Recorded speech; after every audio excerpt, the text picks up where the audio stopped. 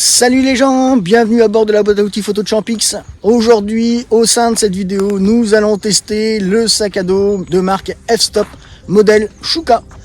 Puisque cela fait maintenant plusieurs mois que j'ai ce sac à dos, j'ai fait de nombreuses balades avec, j'ai eu pas mal d'aventures avec, donc j'ai transporté pas mal de matos avec. Je vais pouvoir vous donner mon retour d'expérience, mon ressenti, mes impressions. Et pour cela, vous avez l'assurance au sein de la boîte à outils photo de Champix que ce retour ne sera pas influencé ni par la marque, ni par quelconque magasin que ce soit, puisque le matériel, je l'achète avec mes propres deniers. Et comme ça, je suis libre de dire vraiment ce que je pense et vraiment ce que j'en ai trouvé, l'utilité ou non sur le terrain. Après le générique.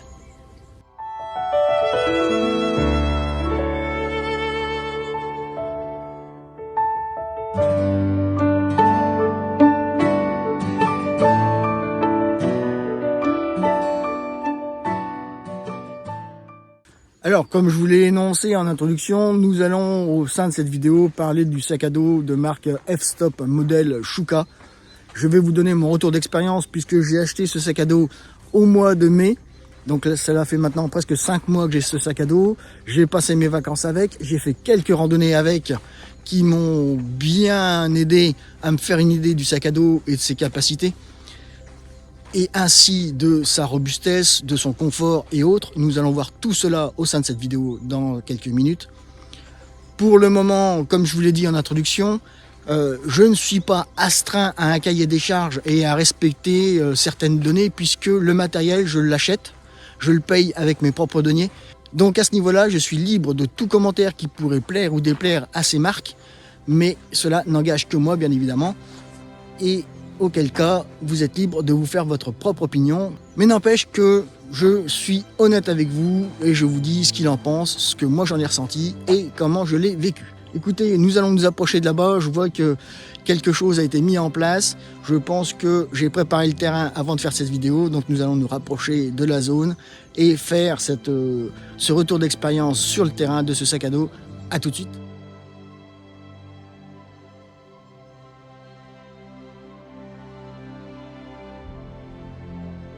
Vous voyez, j'ai le sac à dos dans le dos, c'est le cas de le dire. Il est assez imposant. Je vous rappelle que c'est un sac à dos qui fait une contenance de 70 litres. Donc c'est un des sacs à dos les plus gros potentiellement sur le marché au jour d'aujourd'hui pour la randonnée. Évidemment, il est dédié photo, mais vous pouvez très bien vous en servir de sac à dos de randonnée pur et simple. Rien ne vous empêche de virer tous les accessoires dédiés à la photo pour vous en servir de sac à dos purement de randonnée. À ce titre, il y a à ce niveau-là des renforts au niveau des hanches qui sont vraiment très confortables, qui vous tiennent les hanches quasiment jusque sur le devant des abdominaux. Alors oui, je sais, ne regardez pas les miens parce qu'ils ont un peu fondu maintenant. C'était des tablettes de chocolat il y a 20 ans, maintenant c'est devenu de la mousse au chocolat, sans commentaire. Et donc, au niveau de ces renforts, au niveau des hanches et au niveau des abdominaux, il y a évidemment des sangles qui permettent de régler en fonction de votre morphologie pour un confort optimal à ce niveau-là. Vous avez une très bonne prise en charge de la morphologie, aussi bien au niveau des reins qu'au niveau du bas-ventre et des abdominaux. Potentiellement, soi-disant qu'il y a ici, à ce niveau-là, des amortisseurs de choc. Bon, je veux bien, mais je vois pas trop l'intérêt à ce niveau-là, sachant que l'armature est vraiment solide et vraiment bien englobante. Ici, vous avez la ceinture pectorale qui, elle, pour le coup, a un amortisseur de choc et de position.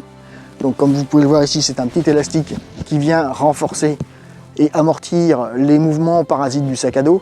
Alors, comme vous pouvez le voir, vous avez une très bonne tenue du sac à dos sur le dos. Aucun mouvement parasite ne vient vous embêter dans le confort de l'emport de ce sac. Vous pouvez même vous baisser. Vous voyez, le sac à dos tient vraiment bien sur les épaules et sur le dos. Vous n'avez aucun mouvement ou aucun phénomène de basculement du sac à dos par-dessus la tête. Là, à ce niveau-là, c'est très confortable. Et pour avoir fait encore des randonnées avec, comme je vous l'ai dit en introduction, j'ai fait la plus grande randonnée que j'ai fait, elle faisait environ une quinzaine de kilomètres avec les enfants. Donc je peux vous dire que pour tester le matériel, il n'y a pas d'autre terme, je suis un petit peu fondu, donc j'ai amené quasiment la totalité de mon matériel dans les ICU que nous allons voir tout à l'heure. Et j'avais un poids total sur le dos d'environ 25-30 kg, je n'ai pas pesé le sac à dos, mais je peux vous dire qu'au bout des 15 km de randonnée, la fatigue était là, mais c'était une fatigue par manque d'expérience et par manque d'entraînement. Le sac à dos en lui-même n'a pas été vraiment dommageable à ce niveau-là. Donc encore une fois, au niveau confort, au niveau portage, le sac à dos est vraiment bien étudié.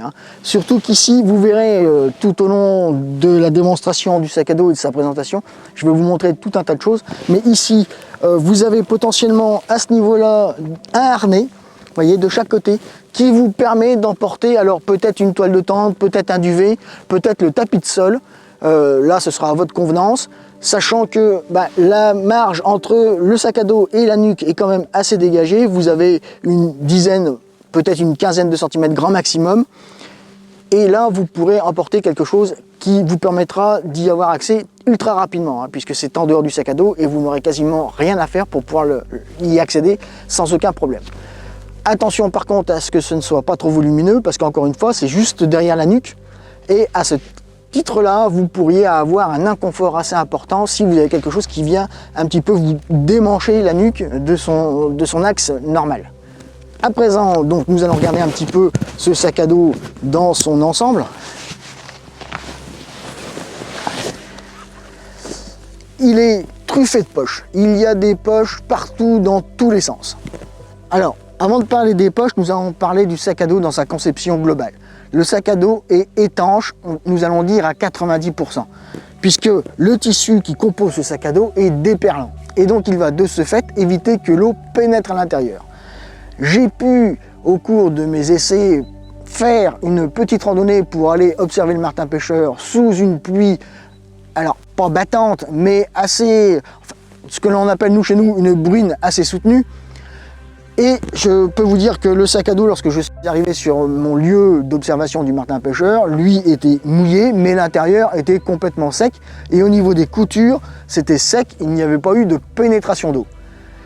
Attention, par contre, toutes les fermetures zippées de ce sac à dos ne sont pas étanches. Il y a des zones qui ne sont pas étanches. Donc méfiez-vous à ce niveau-là des fermetures et des poches dans lesquelles vous allez stocker par exemple des papiers d'identité ou autres. Si vous les mettez dans une poche qui n'est pas étanche à 100%, vous risquez d'avoir des surprises.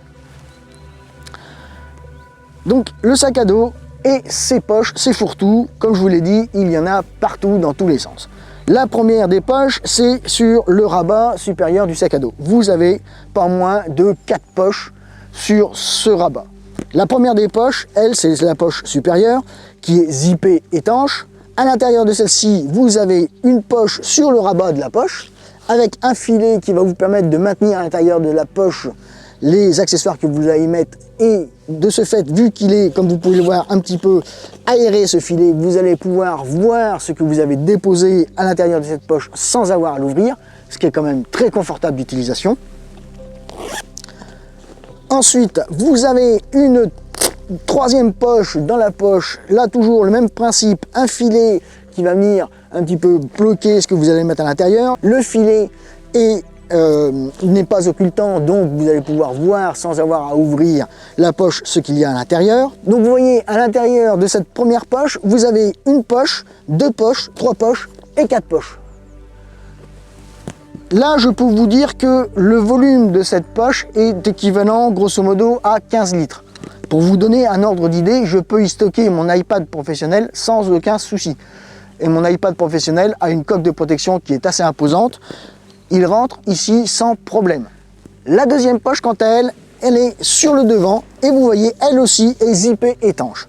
Et dans cette poche, non seulement vous avez potentiellement une poche qui va vous permettre de stocker des choses à l'intérieur, mais surtout, vous avez ici une petite mousse en polyuréthane de protection. Alors cette mousse fait grosso modo 1 cm d'épaisseur et elle va permettre de protéger des agressions extérieures sur le sac à dos, comme un retour de branche par exemple, ou une bousculade dans le métro, ou que sais-je. Là, vous avez une petite protection de ce qui va être à l'intérieur de cette poche. Vous pouvez bien sûr l'enlever et la remettre à souhait.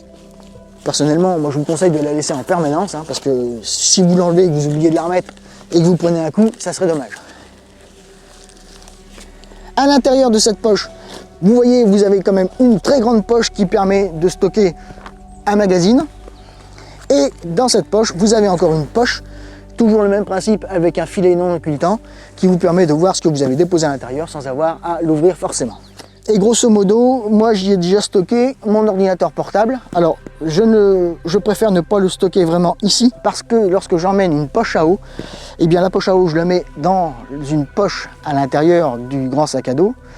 Et donc vu que je mets de l'eau dans le sac à dos, je préfère que mon ordinateur soit à l'extérieur et potentiellement ne pas être mouillé si jamais la poche venait à fuir. Et vous avez une dernière poche ici et celle-ci, par contre, elle n'est pas étanche. Attention à cela, le zip n'est pas étanche. Donc, si vous mettez un smartphone, vos papiers ou autre ici et qu'il pleut, cela peut être mouillé. Donc, attention à cela. Hein. Et vous avez dans le bas de cette poche un petit trou à ce niveau-là qui vous permet de passer le câble, par exemple, à un casque pour votre téléphone et pouvoir écouter une communication téléphonique ou de la musique. Donc vous voyez, cette poche est quand même assez grande, j'y rentre quasiment toute la main jusqu'au poignet. Donc ici, vous allez pouvoir stocker des grands téléphones sans aucun problème. Hein. Mais attention, elle n'est pas étanche. Ensuite, puisque c'est un sac dédié à la randonnée, vous avez à ce niveau-là, ici et ici, des fixations pour stocker vos bâtons de marche lorsque vous n'en aurez pas besoin. Alors, vous avez un système d'attache rapide, c'est très bien pensé, puisqu'il vous suffit de régler le diamètre de vos bâtons à ce niveau-là, de verrouiller vos bâtons ici, et après vous déclipsez ici une petite agrafe, et vous avez la possibilité avec un élastique de venir verrouiller votre bâton sur le sac à dos. Alors, ce qui est bien pensé aussi à ce niveau-là, c'est que l'élastique, vous voyez, je ne peux pas l'enlever malencontreusement du sac et perdre un temps fou à essayer de le remettre. Il est bien verrouillé sur le sac à dos et vous ne risquez pas de le perdre. Sur les côtés, vous avez des petites attaches rapides. Alors personnellement, je mets sur ces attaches rapides mon trépied dans son sac de transport. Hein, voilà, j'attache la bandoulière du sac à dos ici pour verrouiller le fait que le sac de transport de mon trépied ne puisse pas se sauver. Et ici, je viens verrouiller mon trépied sur le sac à dos et il ne bouge plus. Et ça, je peux vous garantir que pour l'avoir testé pendant 5 mois et avoir transporté mon trépied pendant presque 5 mois avec ce sac, je n'ai eu aucun souci que le sac dans lequel était stocké mon trépied se sauve en cours de chemin. Il est vraiment bien verrouillé. Et ici, vous avez encore une poche latérale qui est, elle, très très grande, puisque vous voyez, je rentre quasiment tout le bras dans cette poche. Et elle est extensible, puisqu'ici, il y a un petit scratch qu'il vous suffit de déscratcher, comme son nom l'indique. Hein. Et là, vous avez un petit peu un volume supplémentaire dans cette poche. Vous pouvez y stocker un manteau, kawaii, quelque chose pour y avoir accès aussi. C'est vraiment judicieux. Alors par contre, attention, parce que là, ici, la poche, le zip n'est pas étanchéifié. Donc ici, comme vous pouvez le voir, j'ai directement accès à l'intérieur de mon sac à dos. À ce niveau-là, attention, parce que si vous prenez une pluie battante de travers, l'eau risque de rentrer par ici. C'est pour cela qu'en option, il est fourni un sac qui permet d'étanchéifier le sac à dos et vraiment d'éviter que la pluie ne rentre dans le sac à dos par des fermetures éclairs non zippées étanches. Personnellement, à ce niveau-là, je trouve que c'est dommage. Parce que vous avez zip étanche devant, zip étanche sur le dessus, mais vous n'avez pas zip étanche sur les côtés. Et ce qui est dommage, c'est que zip étanche sur les côtés, comme vous l'avez vu, vous avez directement accès à l'intérieur du sac à dos. Et le tissu qui est ici est vraiment très très fin et n'est pas dépermanent. Donc là-dessus, petit bémol, et moi je pense que c'est dommage. Vu le prix du sac à dos, c'est dommage de ne pas zipper étanche les poches latérales. Parce que vu la dimension des poches, là je pense que s'il y a rentrée d'eau, elle se fera obligatoirement par là. Là où ce sac à dos a bien été pensé, c'est qu'il est symétrique. C'est-à-dire que tout ce que vous trouvez à droite du sac à dos, eh bien vous allez le trouver à gauche. Ou inversement, hein, tout ce que vous trouvez à gauche, vous allez le retrouver à droite. Hein. Voilà, ça c'est pour les dyslexiques comme moi à leurs heures. Donc là, on a toujours le système d'attache rapide pour potentiellement emporter quelque chose de gros et d'encombrant. Vous avez aussi la même poche zippée non étanche sur le côté. Concernant les bretelles, alors les bretelles, elles sont très confortables et comme vous pouvez le voir, hein, elles sont de l'équivalent de 4 de mes doigts. Elles sont très larges, elles font quasiment 7 cm d'épaisseur, enfin de largeur plus exactement, et 2 cm d'épaisseur là pour le coup. Donc c'est quelque chose de vraiment confortable qui vient vraiment bien épouser votre épaule et qui vient vraiment asseoir le sac à dos sur tout le haut du corps de manière vraiment très confortable. Ces bretelles, vous avez des petits sacs qui vous permettent de stocker barres de céréales, barres énergisantes, que sais-je. Hein.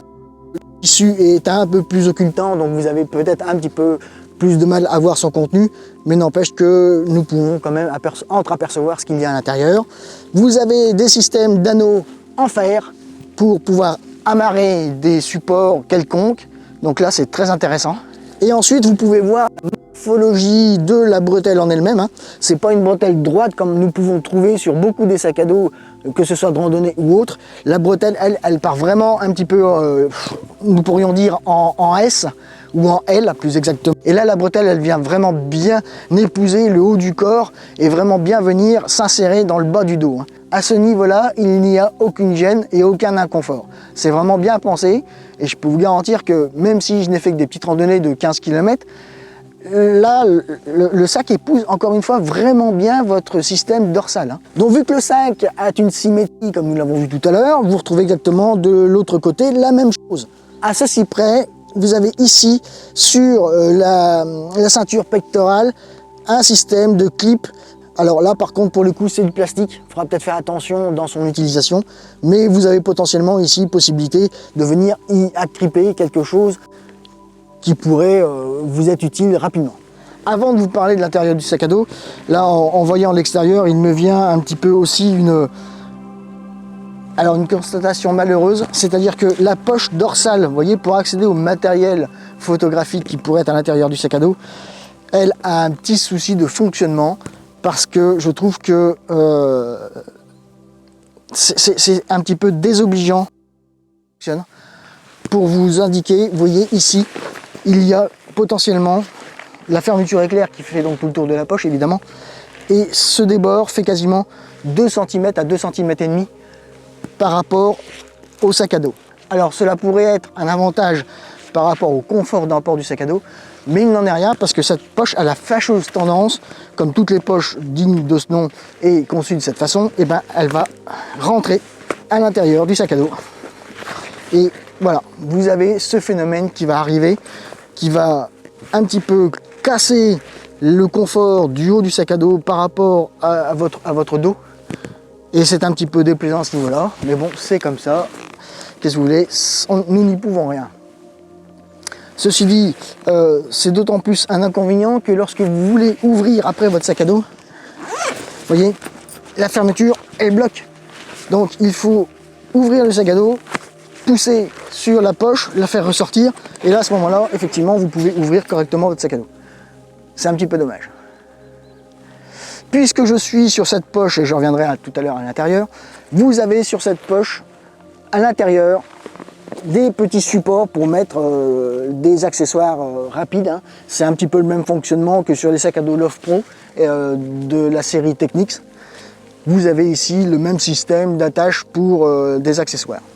Et vous avez sur cette dorsale une poche dans laquelle vous pouvez constater la présence donc, de ce fameux système de confort et d'aération par rapport à la transpiration que vous pouvez avoir au niveau du dos.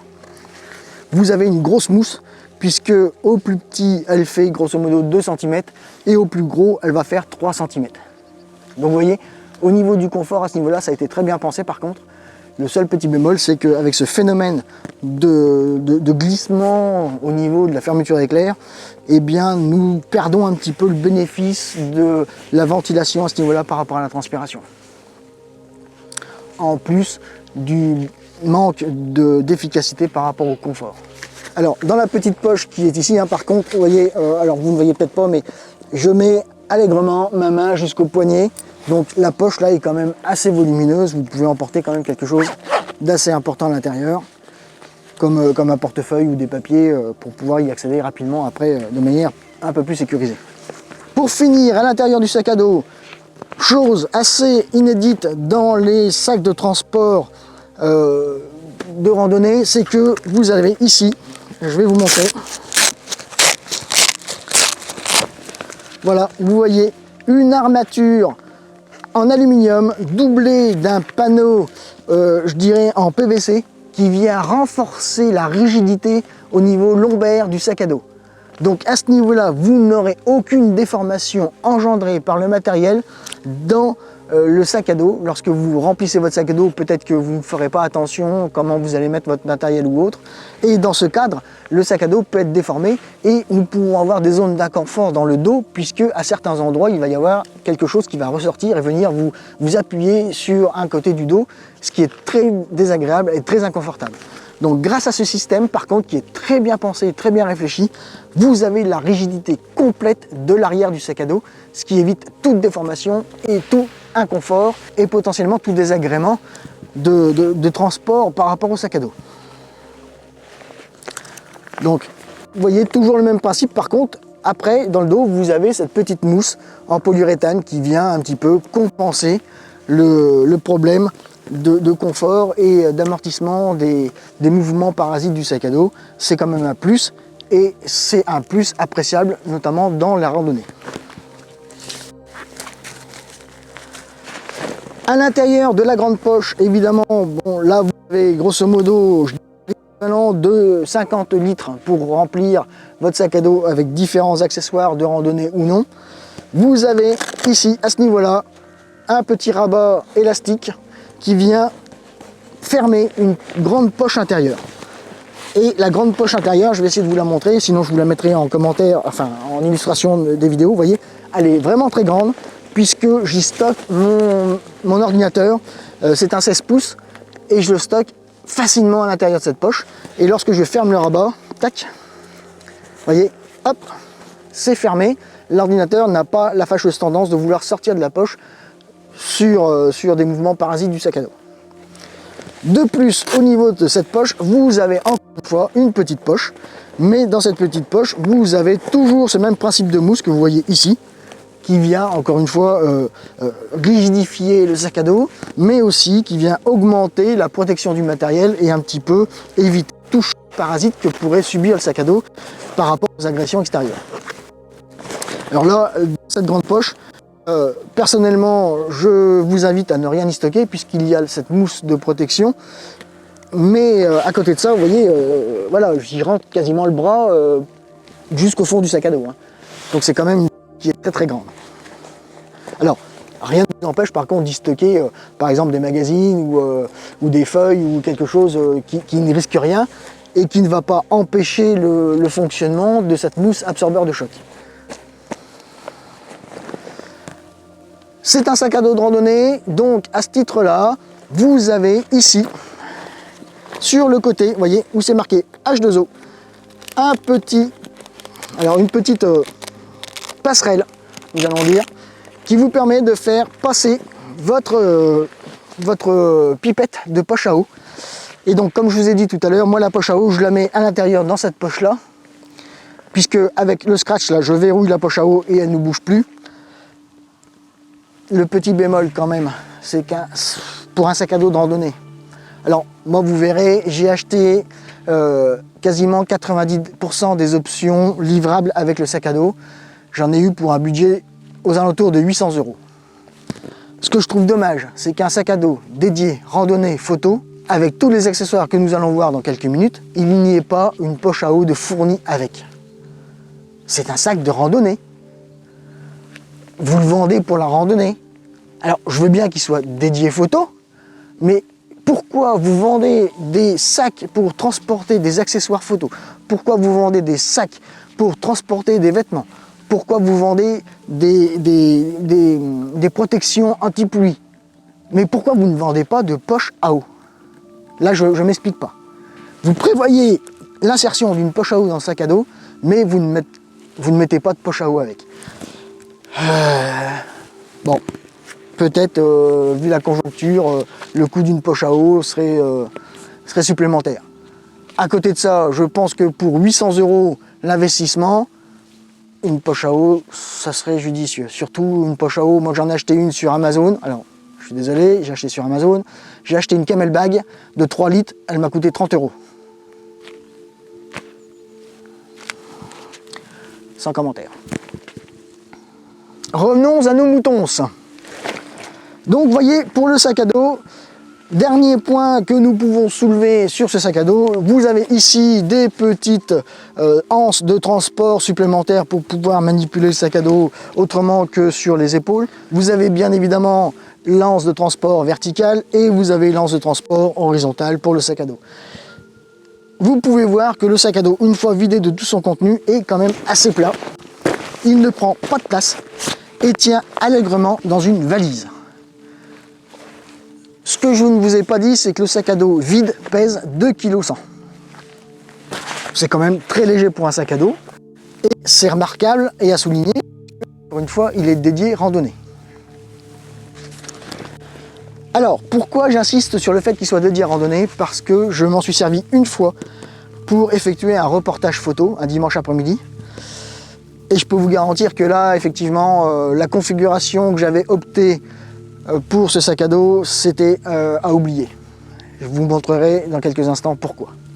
Donc maintenant que nous avons vu le sac à dos, eh bien nous allons parler des accessoires qui constituent le bundle que j'ai choisi d'acheter pour ce sac à dos.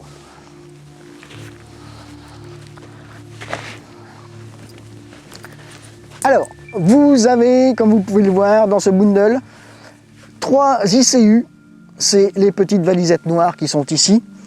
Ces valises, évidemment, vont vous permettre de transporter votre matériel photographique.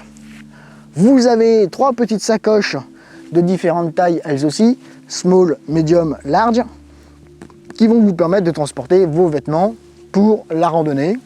Et vous avez 3 petites sacoches de transport d'accessoires sur les mêmes tailles, small, medium, large. Commençons, si vous le voulez bien, par les sacoches de transport des accessoires. Je vais commencer par celle qui me déplaît le plus et pour moi qui ne sert à rien, c'est celle-ci. Voilà, la sacoche médium. Alors les 3 sacoches fonctionnent quasiment sur le même principe.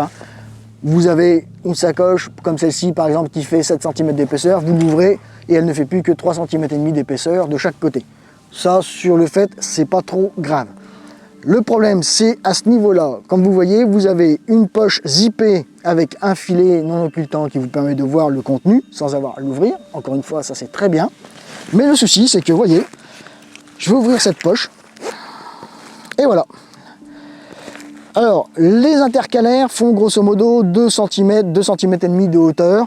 Mais le souci, c'est qu'elles ne tiennent absolument pas en place. Elles s'écrasent. Et de ce fait, tout ce que vous aviez stocké dans les intercalaires, eh bien, se trouve un petit peu éparpillé ailleurs que là où vous l'avez mis. Par exemple, vous voyez, j'avais mis ces 2 petites clés USB là. Je les avais mis à ce niveau-là, et bien elles se retrouvent au niveau des disques durs. J'avais mis un petit dongle adaptateur USB, USB-C, bah c'est pareil, il se retrouve là où je ne l'ai pas mis. Le cache de l'objectif, lui, il n'a pas bougé, mais nous pouvons dire que c'est parce qu'il est tout petit et tout fin. Bref, et j'avais mis ici 2 disques durs, et les 2 disques durs, eh bien, ils ont un petit peu navigué à l'intérieur de la sacoche. Enfin, personnellement, je ne vois pas l'intérêt de cette sacoche, si ce n'est à ce niveau-là. Vous voyez que vous avez des poches toujours avec le même principe de filet translucide, et à ce niveau-là, bien, ce que vous avez mis à l'intérieur des filets, ça ne bouge pas. Et au niveau des câbles et des connectiques que vous pouvez mettre ici, cela ne bougera pas. C'est le seul intérêt que je trouve à cette sacoche. Alors, il est mince parce que quand on voit le prix de ces sacoches, elles coûtent grosso modo en moyenne 50 € la sacoche. J'ai pas relevé les prix, j'aurais peut-être dû relever les prix pour vous faire cette vidéo, mais grosso modo, comptez en moyenne 50 € la sacoche, que ce soit la sacoche transport d'accessoires ou la sacoche transport de vêtements. Donc voilà, celle-là, c'est celle que je trouve la moins judicieuse par rapport aux sacoches optionnelles. À présent, nous allons parler du petit modèle et nous viendrons sur celui que je préfère en dernier, c'est-à-dire la grosse sacoche de transport.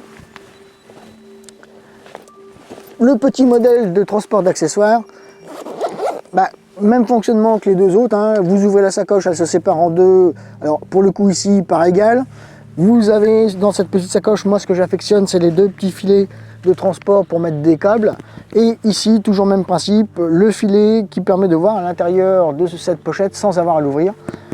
Personnellement, je me sers de cette sacoche pour transporter, comme vous pouvez peut-être le voir, je vais vous montrer. Dans cette sacoche, j'emmène tous mes chargeurs dont j'ai besoin lorsque je suis en déplacement. Potentiellement, j'emmène le chargeur de mon MacBook Pro et ici, je mets les câbles pour charger ma montre, pour charger mon téléphone et bien évidemment pour charger mon MacBook parce que sinon, je ne vais pas charger grand chose d'autre. L'avantage de ces petites trousses de transport, c'est qu'elles sont constituées du même tissu que le sac à dos. Alors, vous allez me dire, pourquoi avoir mis un tissu déperlant sur des sacoches de transport? Tout simplement parce que là, ce n'est pas le côté déperlant du tissu qui est important, c'est le côté robustesse. Parce qu'avec le sac à dos, je peux vous garantir que lors de mon dernier affût sur le martin pêcheur, je suis passé dans un bûchon d'épines qui avait un petit peu bougé suite au vent, et je me suis pris des épines noires dans le sac à dos. Elles ont réussi quand même à rentrer dans le tissu, mais lorsque j'ai enlevé cette épine et en touchant un petit peu le tissu, en le remettant un peu en place, je me suis rendu compte que le tissu était vraiment bien revenu en place et que l'étanchéité n'avait pas été compromise. Donc vous voyez, c'est un tissu qui est extrêmement rigide, extrêmement important par rapport à la préservation des accessoires que vous allez mettre à l'intérieur. Il est vraiment résistant, que ce soit à l'abrasion, que ce soit au frottement, il est vraiment résistant à tout point de vue. Personnellement, les deux sacoches que j'affectionne, donc c'est la petite et donc la grande, dont nous allons voir tout de suite l'intérieur. Cette grande sacoche va intéresser bon nombre d'entre vous parce que comme vous pouvez peut-être le constater, elle est un petit peu conçue différemment des deux autres. C'est-à-dire que vous avez grosso modo 12 cm de transport possible à l'intérieur de cette sacoche, mais cette sacoche s'ouvre en 2 tiers, 1 tiers. Et à l'intérieur des 2 tiers, vous allez pouvoir y loger un drone. Et de ce que j'ai pu me renseigner, c'est un drone qui peut atteindre un poids de 1,7 kg. Donc vous voyez, alors je n'y connais rien en drone, je n'ai fait que me renseigner. Après, je trouve que 1,7 kg dans cette sacoche, ça me paraît peut-être un peu présomptueux, mais bon, s'ils le disent, c'est que c'est possible. Donc vous ouvrez la sacoche, elle s'ouvre donc 2 tiers, 1 tiers. Et vous voyez, même principe, vous avez le filet qui permet de voir à l'intérieur sans avoir à ouvrir. Et là, par rapport à tout à l'heure, la médium, vous n'avez absolument pas de choses qui ont bougé. C'est-à-dire que lorsque j'ai mis les accessoires à l'intérieur de la sacoche, eh bien ils sont restés à l'intérieur de la sacoche dans les cases que j'avais imparties. C'est-à-dire que les piles sont au même endroit, mon disque dur est au même endroit et les deux supports de trépied de mon appareil photo sont au même endroit. Rien n'a bougé, rien n'est venu se mettre dans une autre case que pour laquelle il était destiné. Et ici, donc, vous avez la possibilité d'emmener le fameux drone. Alors, vous voyez que le rabat est lui aussi protégé. La protection mesure 1 cm. Je pense que c'est une protection qui est générique à toutes les protections de toutes les sacoches. Et ici, vous voyez, grosso modo, personnellement, j'y ai stocké des batteries pour mon appareil photo, des piles pour mes micros, mon adaptateur pour l'Osmo 5 pour filmer avec le téléphone. Donc, vous voyez, ça, là non plus, ça n'a pas bougé. C'est resté en place et c'est bien protégé parce que même le pourtour de la sacoche est conçu avec, avec la même mousse extérieure. C'est-à-dire que vraiment, dans ces sacoches, vous avez vraiment l'assurance que votre matériel va vraiment être protégé. C'est quand même assez bien conçu et malheureusement, je pense que le prix en vaut un petit peu la chandelle. C'est-à-dire que je crois que celle-ci, évidemment, c'est la plus chère parce que c'est la plus grosse. Elle doit être aux alentours des 70 €. Mais je peux vous garantir qu'elle vaut 70 €. Aussi bien avec le tissu qui la conçoit au niveau extérieur qu'avec les mousses qui la composent pour protéger l'intérieur et le rabat qui vient faire une surprotection par rapport aux éventuels accessoires qui pourraient être ici, qui pourraient venir un petit peu frotter contre potentiellement le drone si vous aviez un drone à l'intérieur et abîmer les hélices ou autres du drone. Là, vraiment, c'est bien conçu. Petit bémol, et là, cela n'engage que moi, parce que bon, oui, vous savez, je suis chiant, je suis maniaque. Donc là, vous voyez, ici, vous avez des petites tirettes qui viennent un petit peu vous aider à fermer les zips de ces poches. si vous n'y prêtez pas attention et que vous refermez la poche comme ceci, eh bien vous vous retrouvez avec 3 tirettes. Et si vous êtes occupé à faire autre chose, à ne pas faire attention à ce que vous allez faire par rapport à la fermeture de cette poche, vous allez pouvoir prendre une des 3 tirettes qui ne sera pas forcément la bonne pour fermer la poche et vous allez vous retrouver avec l'ouverture du contenu et la potentialité de déverser le contenu par terre. Donc là, je trouve ça un petit peu dommage, mais encore une fois, c'est mon côté maniaque qui ressort. Je sais, je suis maniaque, c'est comme ça, mais voilà. Ceci dit, il suffit juste de faire un petit peu attention au moment de la fermeture et vous voyez, ça se passe très bien et nous nous en sortons très bien pour fermer la sacoche. Les pochettes, que ce soit les ICU Gate, que ce soit les pochettes de transport de vêtements ou les pochettes de transport d'accessoires sont toutes munies d'une petite lanière qui permet le transport et cette lanière est réglable. Vous pouvez modifier à souhait l'ouverture ou la fermeture de cette lanière. Vous voyez, vous pouvez modifier, voyez, l'anse de transport et un petit peu modifier sa géométrie. Voilà, bon, un petit plus, un petit gadget, mais voilà.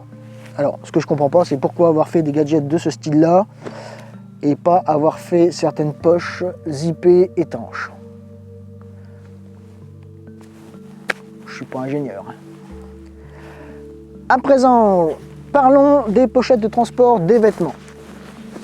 Pour ma part, je les ai testées parce que lorsque je suis parti en déplacement et en formation photo il n'y a pas très longtemps, j'avais emmené ces pochettes pour transporter mes affaires de change et je peux vous garantir que c'est très bien pensé, c'est très utile.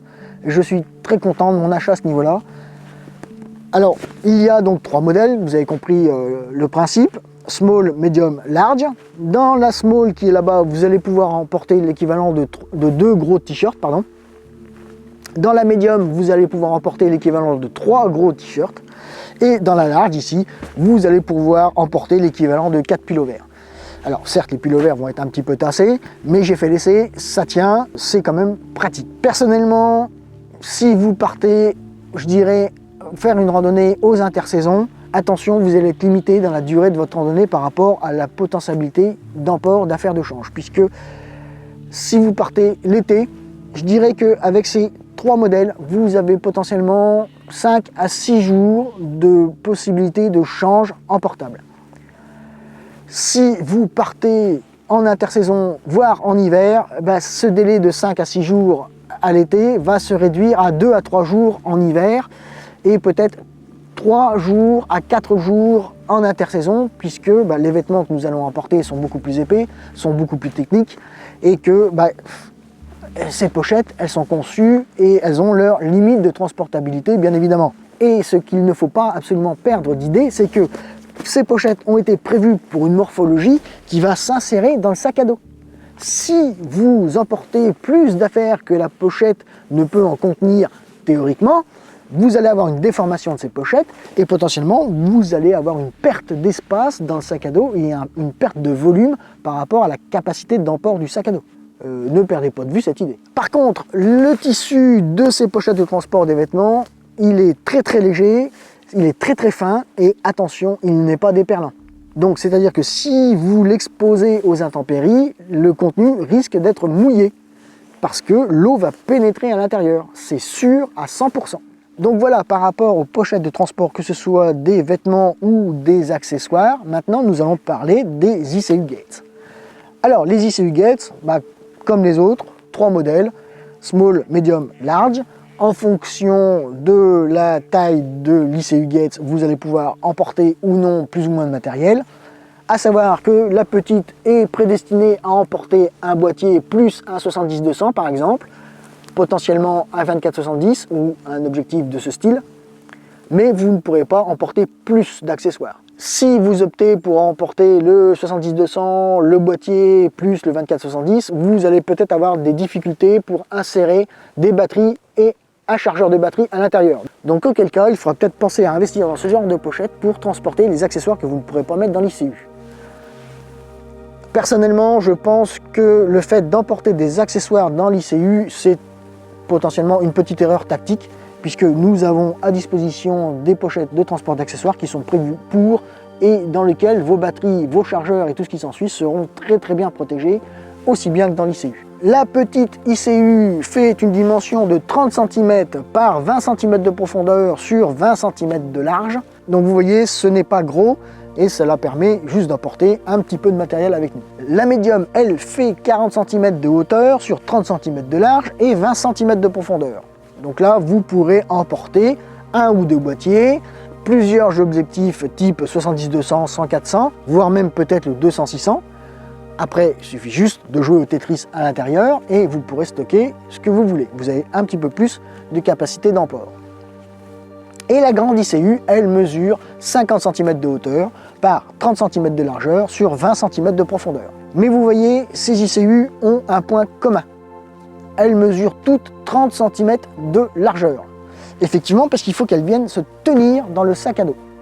Et vu que le sac à dos fait 30 cm de largeur à l'intérieur, cela tombe bien, c'est prévu pour, et cela contribuera encore d'autant plus au maintien du sac à dos, dans sa morphologie, dans sa géométrie, et donc dans son confort d'emport sur vos épaules et sur votre dos. À ce niveau-là, c'est très bien pensé, il n'y a aucune déformation qui pourrait subvenir à un inconfort de port du sac à dos. Maintenant, parlons de l'intérieur des ICU. Ces ICU à l'intérieur, eh bien, vous allez voir, nous nous retrouvons comme si nous étions à l'intérieur d'un sac à dos. C'est exactement le même principe. Vous ouvrez. Le rabat, lui, est molletonné, encore une fois, par une petite mousse à l'intérieur que vous voyez ici. Je ne vais pas la sortir parce que j'ai pas failli la remettre tout à l'heure, c'est très pénible à mettre. Donc vous voyez, l'intérieur est très modulable à souhait.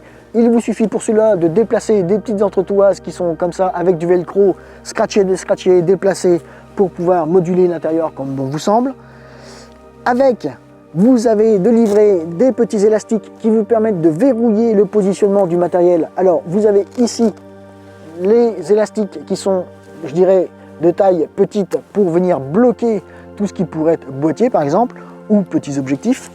Comme ça, il n'y a pas de risque de déplacement intempestif à l'intérieur de l'ICU.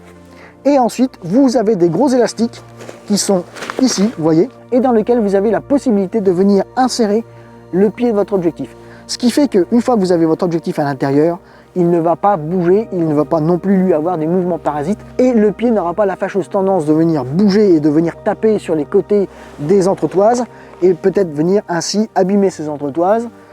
Oui, je sais, je suis maniaque, mais bon, c'est prévu pour, autant s'en servir.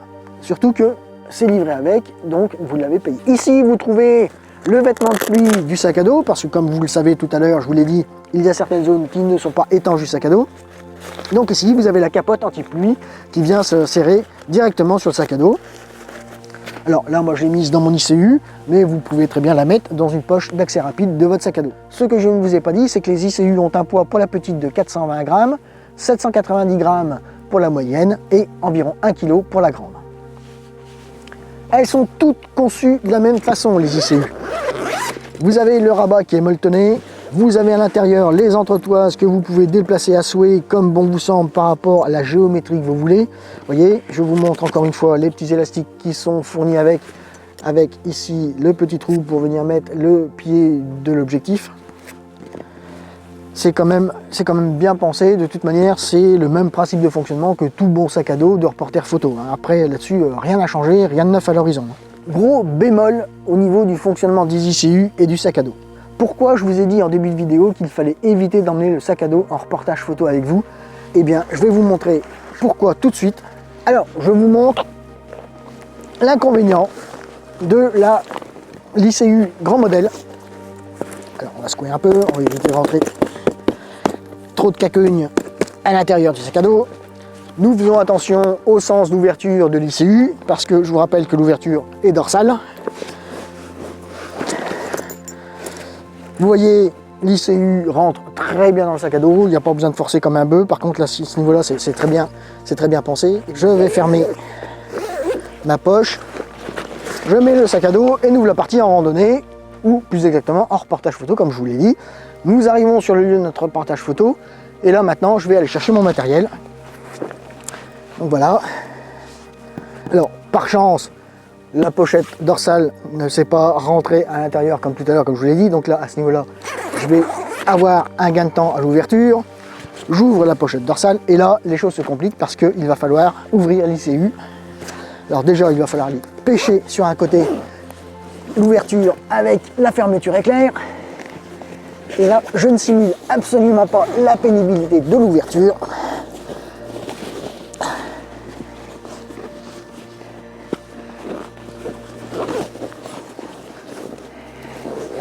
Voilà.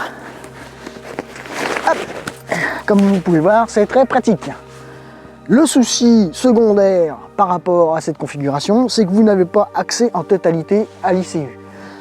Là, vous avez accès au 4/5e, nous allons dire. Le dernier 5e qui est ici, qui potentiellement pourrait être l'emplacement d'un boîtier par exemple, eh bien il va falloir soulever le sac à dos pour aller chercher votre boîtier. Et encore, vous n'avez pas la complète visibilité de ce que vous allez faire au niveau gestuel. Donc à ce niveau-là, c'est un petit peu pénible. Donc vous sortez votre matériel, vous sortez votre boîtier, et maintenant il faut ranger le sac à dos. Donc c'est parti, on recommence.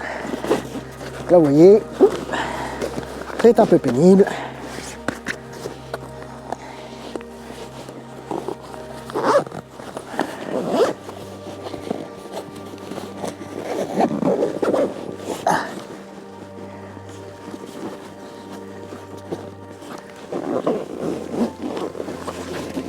Et ben,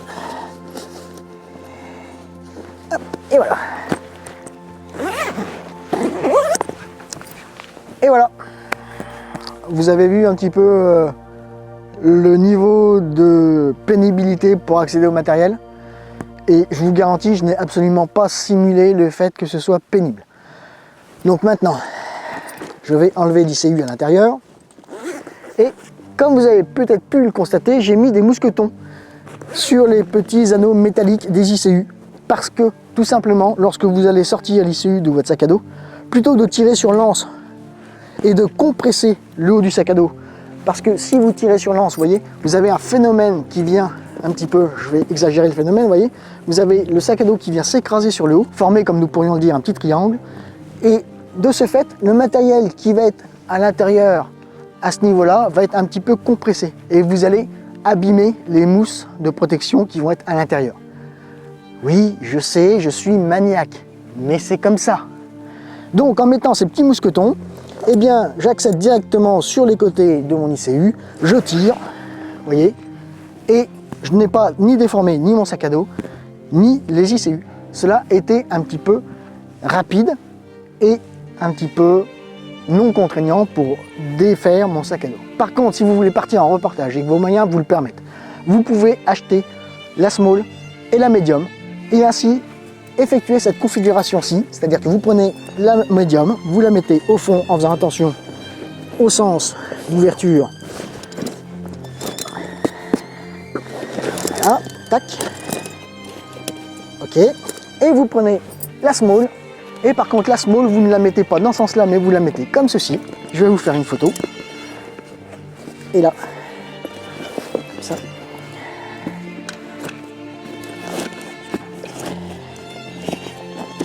Voilà. Alors, nous sommes d'accord que nous sommes en configuration reportage. Hein. Donc là, on oublie la randonnée parce que vous ne pourrez plus rien mettre d'autre dans le sac à dos. Mais n'empêche que vous avez la possibilité d'obtenir ici sur le dessus, potentiellement, je dirais, un appareil photo à usage rapide lorsque vous êtes en petite balade. Et potentiellement, dans l'ICU qui est en dessous, vous avez le gros matériel pour éventuellement un affût ou l'observation d'animaux ou d'oiseaux un petit peu plus éloignés. Et donc là, vous voyez, j'accède directement à mon matériel. Alors, par contre, c'est moins laborieux que tout à l'heure, puisque j'ai directement accès au matériel ici. Je n'ai pas à me contorsionner. Et j'ai mon matériel qui apparaît tout de suite ici. Donc c'est quand même beaucoup plus pratique que la grande ICU. Et bien voilà, nous sommes arrivés au bout de cette revue sur le sac à dos de chez F-Stop modèle Shuka. J'ai essayé de faire en sorte de vous donner un maximum d'informations, un maximum de détails par rapport à l'utilisation de ce sac à dos, par rapport aux accessoires que vous pouvez acquérir avec ce sac à dos. J'espère encore une fois que cette vidéo vous aura été utile. Je vous invite à vous abonner si vous ne l'avez pas encore fait. Je vous invite à me laisser des commentaires, à me laisser des questions. N'oubliez pas le petit like qui va bien. Je salue mes deux copains qui, encore une fois, sont toujours présents. Vous savez ce qu'il en est maintenant. Je les salue bien, ou pas. Je vous dis, faites-vous plaisir, faites des photos et à bientôt.